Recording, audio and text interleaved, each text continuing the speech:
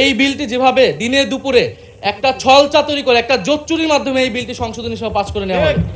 আমাদের জুলাই গণঅভ্যুত্থান জাদুঘর সেইখানে মাননীয় মন্ত্রীকে কেন সভাপতি হতে হবে? সেটা তো মন্ত্রণালয়ের অধীনে একটি প্রতিষ্ঠান।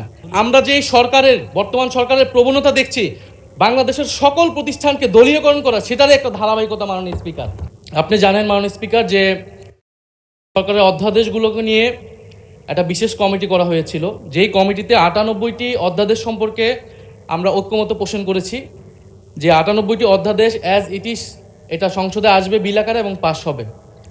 বাকিগুলোতে কিছুটাতে নোট অফ ডিসেন্ট সংশোধনী আছে, সেটা নিয়ে আলোচনা হবে।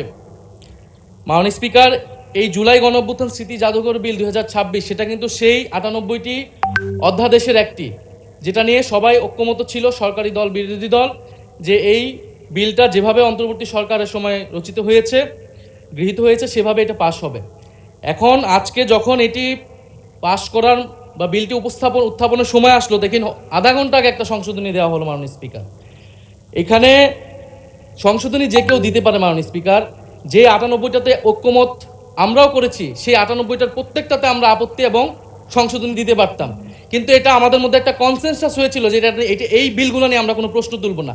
এ কারণে কিন্তু মাননীয় স্পিকার সেই সব প্রত্যেকটা বিলে কিন্তু আমরা হ্যাঁ বলেছি, আমরা ঐক্যমত দিয়েছি। কিন্তু সরকার দল আজকে এটা আপনার সামনে, এটা কিন্তু রাজনৈতিক সমঝোতা ভঙ্গ করা হলো, কনসেনসাস ভঙ্গ করা হলো। তাহলে এই বিশেষ কমিটি যেটা করা হয়েছিল সেই কমিটিরই কোনো প্রয়োজন ছিল না। আমরা জানি সরকারি দল চাইলে যে কোনো আইন, যে কোনো বিল তারা উপস্থাপন করতে পারে, সংশোধনী আনতে পারে, পাশ করতে পারে, তাদের সেই মেজরিটি রয়েছে। বিরোধী দলের হ্যাঁ নায়ের আসলে এখানে কোনো মূল্য নেই। কিন্তু আমরা এখানে কেন আছি?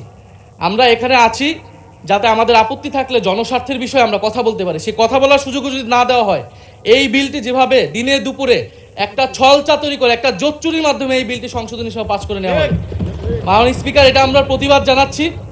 এবং যেই সংশোধনী, স্পেসিফিক সংশোধনী নিয়ে যদি আমি একটু বলি 2 মিনিট, যেখানে 2টি সংশোধনী, বিশেষ সংশোধনী এনেছেন একজন মাননীয় সংসদ সদস্য, যেখানে তিনি প্রস্তাব করেছেন যে সংস্কৃতি বিষয়ক মন্ত্রণালয়ের দায়িত্বে নিয়োজিত মন্ত্রী বা প্রতিমন্ত্রী এই জাদুঘরের যে পরিচালনা পর্ষদের সভাপতি হবেন। আগের সংশোধনীর আগের বিলটিতে ছিল যে একজন বিশেষজ্ঞ, সরকার কর্তৃক নিয়োজিত একজন বিশেষজ্ঞ সেটার প্রধান হবেন। এখানে কিন্তু সরকারি নিয়োগ দিবেন, কিন্তু সংস্কৃতি মন্ত্রণালয়ের অধীনে অনেকগুলো প্রতিষ্ঠান আছে, শিল্পকলা আছে, নজরুল একাডেমি আছে, বাংলা একাডেমি আছে, জাতীয় জাদুঘর আছে। এই প্রতিষ্ঠানগুলো কিন্তু, এটা মাননীয় স্পিকার আপনি যেমন রেওয়াজের কথা বলেন, এটাও কিন্তু রেওয়াজ, এখানে বিশেষ সংশ্লিষ্ট ব্যক্তি যাদের সাহিত্য, ইতিহাস, সংস্কৃতি এক্সপার্টাইজ আছে বা জাদুঘর নিয়ে এক্সপার্টাইজ আছে, তাদেরকে সেই দায়িত্বগুলো দেওয়া হয়। সেই ধারাবাহিকতাতেই জুলাই গণঅভ্যুত্থান স্মৃতি জাদুঘর, এটা কিন্তু কোনো শাখা জাদুঘর না, এটা একটা স্বতন্ত্র, একটা বিশেষায়িত জাদুঘর। যেই জাদুঘরের গঠিত হওয়ার সময় সকল পক্ষের মতামত নেওয়া হয়েছে, যেই জাদুঘরের স্মৃতি কথাতেও সকল পক্ষের, পুরা আমাদের শুধু গণ অভ্যুত্থানের নয়, আমাদের গত 16 বছরের ফ্যাসিবাদ লড়াইয়ের স্মৃতিগুলো নেওয়া হয়েছে, সব কিছুই সেখানে আছে। কিন্তু এখন যদি মন্ত্রীকে সেখানে বসানো হয়, প্রথমত এটা রেওয়াজ ভঙ্গ করা হয়, দ্বিতীয়ত এটা যে আমরা যে সরকারের বর্তমান সরকারের প্রবণতা দেখছি বাংলাদেশের সকল প্রতিষ্ঠানকে দলীয়করণ করা, সেটারই একটা ধারাবাহিকতা। মাননীয় স্পিকার, আমরা দেখেছি বাংলাদেশ ব্যাংক দখল হয়ে ব্যাংককে দলীয়করণ করা হয়েছে, স্থানীয় সরকার প্রতিষ্ঠানগুলোকে দলীয়করণ করা হচ্ছে, এমনকি ক্রিকেট বোর্ড, সেখানেও মাননীয় স্পিকার দলীয়করণ, পরিবারকরণ সব কিছু করা হয়ে গেছে। আমাদের মাননীয় মন্ত্রীদের সন্তানরা সেই ক্রিকেট বোর্ডের সদস্য হয়ে গেছে। এখন আমাদের জুলাই গণঅভ্যুত্থান জাদুঘর, সেইখানে মাননীয় মন্ত্রীকে কেন সভাপতি হতে হবে? সেটা তো মন্ত্রণালয়ের অধীনে একটি প্রতিষ্ঠান। আর দ্বিতীয় যে সংশোধনী, যে সরকার চাইলে যে কাউকে বাদ দিয়ে দিতে পারবে। এখন জুলাই গণঅভ্যুত্থান আমরা সকলে এক বাক্যে সেটা স্বীকার করি, এইটা সকল পক্ষের, ফ্যাসিবাদ বিরোধী সকল পক্ষের একটা অংশীদারিত্ব সেখানে আছে। এই জাদুঘর পরিচালনা করার ক্ষেত্র, যে কোনো গুরুত্বপূর্ণ সিদ্ধান্তের ক্ষেত্রেও এই জিনিসটা মানা উচিত, সকলের সেই কনসেনসাস থাকা উচিত। এখন সরকার সম্পূর্ণভাবে এটার নিয়ন্ত্রণে নেওয়ার চেষ্টা করা হচ্ছে, নিয়ে যাচ্ছে এই বিল পাসের মাধ্যমে।